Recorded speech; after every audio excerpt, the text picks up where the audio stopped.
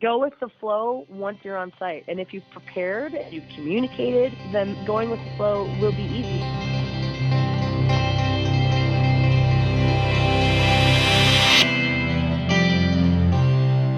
Calgary Show Services presents the Event Planning Podcast, featuring interviews with industry professionals to help you produce your next event. On today's podcast, I joined Kenna Burima, who speaks to us about empowering your event volunteers and staff by giving them specific responsibilities.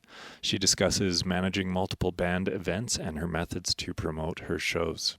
You can check out Kenna this Friday at Lolita's and be sure to attend her CD release May 14th at the Ironwood. Hello. Kenna. Hello. My name is Kenna Burima. I am a musician working in Calgary. I also teach, do radio, and also like to put on events that bring together a variety of musicians and artists and community members for general good times and merriment. What kind of events have you put on in the past? So I, for a number of years, worked for the Calgary Folk Music Festival as their artistic associate, which meant that I was in charge of dealing with the needs of all the artists that would come to the festival. And that really well placed me for gaining knowledge and experience in how to take care of artists, particularly musicians. From the Folk Fest onwards, I've put together a Christmas concert every year that got Carol the Bells. And as well, I've done the End of the World Music Festival, which was back in 2012 on December 21st. I usually do a Valentine's Day event that brings together a bunch of female musicians, as well as a part of FemWave, which is Calgary's first and really only feminist arts festival. And then, of course, my own shows and playing with a big band and a horn section means that trying to collect and schedule and organize 6 musicians can be an event in and of itself. So I keep myself busy with all of those different things. For your own shows, when there's only like 2 to 3 bands on the bill, what is some of the things that you've tried to do to get people out and to promote the show? It's a really good question because I think that in the age of social media, it's very easy to rely on, just pestering your friends via Facebook or Twitter or what have you. But I find that a very passive way of trying to present an event to really the world in a convincing way that in a way that convinces people that, yes, I'm going to go to that show. And really, ultimately, where I start from is that I start from a place of how do I make this show special? How do I make this show something that people want to go to? It can't just be a regular gig because there's regular gigs all the time. So how do I make my show special enough for people to pick it to go to? So the first thing that I always do is I make sure that I build a visual theme for the event. And how I go about doing that is, say, the last show that I played at the Ironwood, on December 3rd, I worked with a local artist by the name of Brianna Strong, who really has an amazing visual style and so I had her design a poster. And so the poster became sort of the calling card for the show. And because the poster itself not only had all the details of how people could come to the show, but also was really a striking representation of who I am as an artist, the music that I play. And so to me, the very first step of collaborating with a visual artist to come up with a really strong presentation of the event itself is the first step. I really think that's important. And I invest. I pay the artist to design. I pay a printer to print them. And sometimes I even pay someone to put up the posters. Yeah. So those are the 2 things that I definitely start with. And then the second thing is just putting in the time of literally putting together personal emails and talking with people through email to say, hey, I'm putting on the show. I would really like it if you can come. I mean, sometimes you don't have the time and you do just a mass email, but I'm finding that funny enough, email has become sort of old-fashioned in the way that you're making a personal connection rather than just sort of blasting out into the into the social media universe. So I find that those personal emails really make a big difference. And then what I also do is I become that annoying person. Whenever I see someone or hang out with someone and it's before my show, a week before my show, 2 weeks before my show, I'm telling people about it. And I'm saying, oh, I'd love it if you came to my show. And I try and do it in a way, that isn't, used car salesperson kind of thing. Yeah. Like I try to do it in such a way that, that people feel like that I truly want to have them there because, yes, absolutely. Generally speaking, I want to fill the house. Absolutely. But the other thing is that I want to have people there, and I want to have people there that I love and that love me, or, that at least that I want to have an audience that is invested. So go ahead. How do you go about picking the venue? Good question. So the venue that I currently really like playing is the Ironwood. And the Ironwood, I got to say, is sometimes not exactly the easiest venue to book at, just because I'm not the only person that loves playing the Ironwood. There are hundreds, if not thousands, of artists that want to play. And even though it's a venue that has, live music 365 days of the year pretty much, it's a coveted venue. And the reason that it is because of the culture that they've created there. They charge at least a $15 cover charge. They start shows at 8 o'clock on weeknights, 9 o'clock on weekend nights, which for this old gal in her 30s is now actually something that I really like. Yeah. Certainly other venues in Calgary, and I play in a couple bands where we're more sort of the bar type situation. Most of the time I'm stepping on stage earliest midnight kind of thing, and that's fine if it's a rock show or a punk show. But the kind of music that I do in my solo act, and the type of audience that I want to draw, I want them to sit, have a couple drinks, and truthfully to sit and listen. But the shows that I book now, at the venues that I book, I have that in mind, that what kind of experience do I want my audience to have? And I try to cater to that. And the Ironwood, I find, at least for Calgary venues, is a venue that really respects their artists, tries to create a culture of a listening room where when the musician is on stage and playing, that the house is somewhat quiet. Right. And to me, I really, those are the types of performing venues that I dig. I mean, the other thing is, and what I've, been always trying to do is look for alternative venues. That means you have to put a lot more work, and generally they cost a lot more because you have to, bring in your own PA, bring in your own sound person, sometimes even set up your own bar. But doing shows in unique spaces that aren't typical venues can a lot of times, be the draw of itself, in and of itself. So when you set up a show like that, are you relying on pre-sales to cover the costs of those upfront, like venue deposits and whatnot, or are you just putting it out there and hoping that you're selling tickets at the door? Yeah. So I like the former, like in terms of going into unique spaces and creating my own show? Yeah. Yeah. I guess it depends. I mean, certainly if you're working in a unique space, I'd like to think that, upfront rentals aren't that expensive.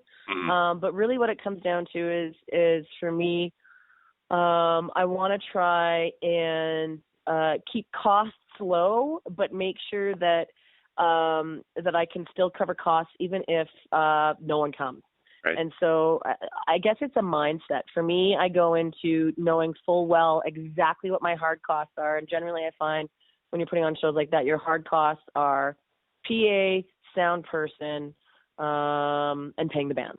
And so if you can cover sound person, PA, paying your musicians, and you start there, that's sort of my basic investment. And one of the other things that, I get asked a lot is like, well, what do you consider important, or what do you consider successful in your career? And to me, I want to work with the best musicians I possibly can. And the truth is, and you know this, and I think anyone who's worked with great musicians knows that great musicians don't play for free. And I mean, maybe they do sometimes, but certainly working musicians need to be paid. And so to me, I treat every show as an investment, and I'm not ever looking at that show as just that's the last show. I look at that show as I'm investing in my band so that they'll want to continue to play with me so that they'll play the next show. For sure. And what about volunteers at these events? How are you utilizing volunteers, and what are they getting out of it? Yeah, absolutely. Because I volunteer in lots of other different capacities, when it comes to putting on shows, it's so funny how I still am always amazed and delighted that people are willing to volunteer and give their time to any event that I organize. So something like FemWave was a really unique event because it was an event that spoke to a very large demographic, but also a very specific demographic. It was a feminist festival, which meant that young women who considered themselves feminists, or even young men, we had a lot of guys volunteering as well, if they considered themselves feminists, they wanted to get involved with the festival just because they were excited that there was going to be a festival that spoke to them and the things that they find important. Right. And so there's this really, it's fascinating and it's wonderful that people are willing to give of their time to something that they believe in. And it could be just that. It could be just that I want to be a part of this event. And if it means that either I'm donating my time so I can be there, or I'm buying a ticket to be there, I think that people kind of make that decision. Some people are volunteer sort of oriented, and those are the people, of course, that I kind of am aware of. I think, luckily I have a large circle of friends who also love to put on events and be a part of crazy ideas that I come up with. So that means that we have a great pool of people who, will say yes, yeah, okay, I'll work the door, or yes, I'll work the bar, or yes, I'll go pick up whatever needs to be picked up and bring it to the venue. And for me, what I try and do is make sure that every single person that is volunteering their time, A, feels like they're a part of something that's important, B, that they actually feel important because they're a part of it, and C, that they're properly compensated in either good times or general love or tickets to the next show. I think having that kind of acknowledgement and acknowledging that people are giving up their time as volunteers for an event is really important. And I guess that's a big thing. Like for me, I try to make my shows more about something more than just me. And so I think maybe that's where people feel comfortable to, give of their time, that they're not just giving it to me, but they're giving it to an event that means something. So do you think that tying your event in with a fundraising goal contributes to its success? Yeah, I think it does. I mean, I think, it's I try to be careful about putting on fundraisers and making sure that I'm not taking it for granted or taking advantage of musicians, because I think fundraisers, if there is music involved, musicians seem to be, or artists really of any discipline, seem to be the last people to get paid. Yeah. Always. I guess you would ask for, maybe if you're going to work with a caterer or yourself, your company as well, if you're going to work with a sound company that maybe there are discounts involved or not, but there is always an expectation that you will pay your caterer, you will pay your sound person, you will pay the venue for rental. And so I try to do the same thing for Carol of the Bells. Lots of people do donate their time and energy, but generally I find that if you are going to do a fundraiser, first and foremost, you do the fundraiser because you believe in whatever it is that you're raising money for, right. And that is your first and foremost reason for doing it. I think that. Oh, go ahead. Have you ever had an event sponsor or have like someone from a corporate community representing themselves to try to cut some of the costs of the event? Or yeah, absolutely. And generally we work with smaller businesses. I mean, I think the largest business we've worked with in the past was Mill Street Organic, which was a great company to work with. We got them as a sponsor for the End of the World Music Festival, and that was through working with Slat Island. We've also had smaller beer companies like Village or Big Rock sponsor our event, but mostly it's been smaller businesses, and I think that's also just generally where my interest lies and where my interest lies in collaborating with those companies.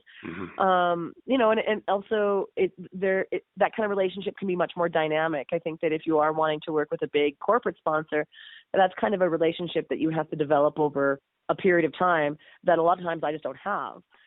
So for example, I can approach a local brewery and say, hey, I got a show coming up in a month. Think we could work something out? And generally speaking, they always can.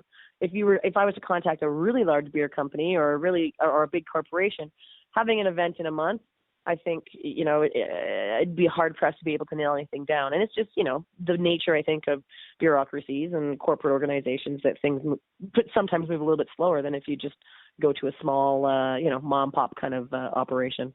So speaking of the liquor producers, how do you navigate licensing and insurance and whatnot? Certainly. So it all depends on what type of event you're wanting to put on. If you're going to be selling tickets and you're going to be serving booze and it's going to be at a venue that doesn't generally do that, you do have to get a license.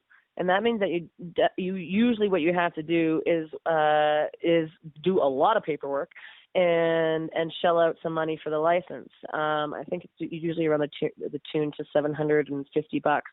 And why? And that's a license that takes a long time, just because they need to have sign off, not just on the Alberta Liquor, but also the police have to sign off on it, fire and safety have to sign off on it, and someone else has to sign off on it. Luckily, and here's another thing that I highly recommend for anyone putting on shows or larger scale events, or even mid-size events, is that don't do everything yourself. The way that I've been able to do all the different things that I do is because I have this team of friends who I've been working with for almost a decade, putting on shows. And these are just like-minded girlfriends who have amazing skills that are different from my own. So, for example, I work with a gal by the name of Johanna Schwartz, who is a website designer, graphic designer, and is fantastic with admin and licensing. So she does anything that has to do with that kind of stuff, she does. I don't even have to worry about it because I know it's going to be done.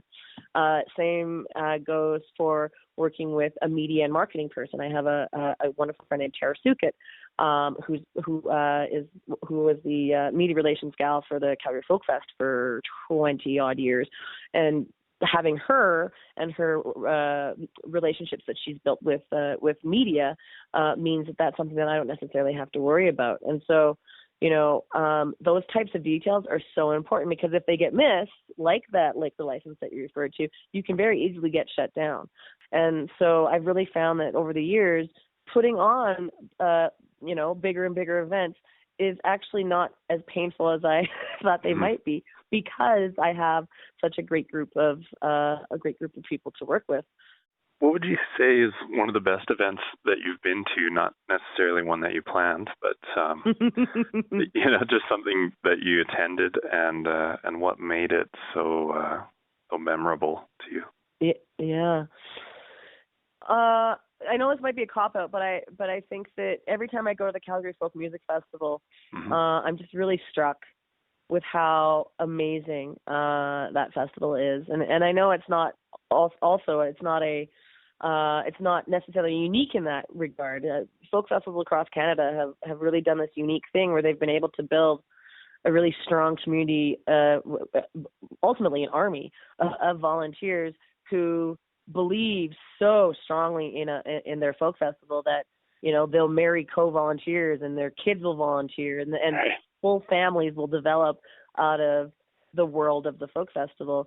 And to me, I think that speaks really strongly to the health of an event, that if people put their soul and their heart and their love into something, you can't help but feel it. So I definitely feel that when I go to the festival.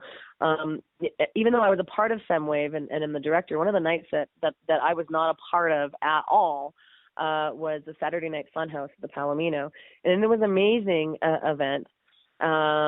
Because I'm always like, if you're going to put on an event with multiple stages and you're going to endeavor to do such a night where you're going to have multiple acts and multiple stages and lots going on, proper communication with bands so that every single person in that band knows when they step onto site or they step onto the venue, they know exactly where they're going, they know exactly what they're doing, when they're playing, what's expected of them.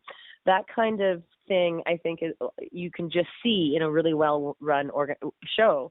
And, you know, I'm sure it's the same with yourself. It's like when you've done so many shows and you try and go to a show that you are not a part of, it's hard to just sit there and be an audience member, because you can't help but sort of see the strings behind the curtain, so to speak, I guess. And what do you think would be a big learning curve for somebody that's planning an event that has like multiple bands, or where you know, you might have to have a pretty detailed itinerary? What's the most challenging thing, do you think, to keep the event running smoothly? On the ground, like when you're actually at your event and things are happening, being able to have a couple of point people that you can say, okay, if something goes wrong with tech, that person deals with it, and they have the power and the ability to deal with stuff going down without me being involved. Same thing with if anything goes on backstage or if anything happens, ticketing. I think what's really important to the success of an event is that you don't just have one person, and you see this happening all the time with events, is that you have one person who is just run completely ragged. Yeah, and six people waiting to talk to them. Exactly. And it's hard to do. I get it. It is so hard to say, okay, I'm not going to have any power or any control over this part. I'm going to give this to someone, and I'm not going to micromanage. I may check in with them, but I am going to empower them to own it, make decisions without me being involved, and that is theirs. It's hard to let go of that, especially if you're, you know, an A-type personality like me, or, you know, really want to have control over what you're doing and feel strongly about it. That's cool, but it's just, you just see it happen, and you see, you know, when those six people are waiting to talk to you, they end up just dealing with it themselves anyway a lot of times. So again, being able to have a team helping you organize and plan from the get-go, and then having them on the ground working, you know, in their own sort of wheelhouses, you know, I have found that whatever you come across, whatever fire happens, you can put it out easily. You can juggle as many balls as you want in the air because you have multiple hands juggling. And you know, yeah, I guess there is a part of me that I'm lucky that I've been surrounded myself with such talented people. But I think that anyone can do that, regardless of whatever it is their thing that they're doing. If they can find like-minded people and create a team and make it a thing that people want to do and are excited to do, I think anyone can put on any kind of show that they want. Mm-hmm. What about dealing with your audio-visual and lighting guys? Do you have any suggestions? I will really work hard, and to varying levels of success. I will work my hardest to make sure that the sound person has as much information about the show ahead of time, what the schedule is, what the bands are like, stage and tech plots to them ahead of time. But then even I love you, Kenna. Okay, but you heard me. I try, because I think sometimes it really is easy to forget about those things, about that pre-communication. But honestly, I have never met a sound person that hasn't been like, "Oh my God, thank you for this ahead of time." I treat the sound tech as a bandmate, as you know, if I have a 6-person band, which I do, the sound guy is the 7th band member. Go with the flow once you're on site. And if you've prepared and you've communicated and you've, you know, advanced everything in terms of logistics, then going with the flow will be easy because everyone will be going in the same flow, I guess. Yeah. You know, and for me, that's really what it really comes down to. I think that, you know, being able to plan in advance. And I know for me, shows sneak up on me. And, you know, funny, especially when you're busy. If you give yourself months and months. Yeah, they always are just around the corner. All of a sudden it's just around the corner. Absolutely.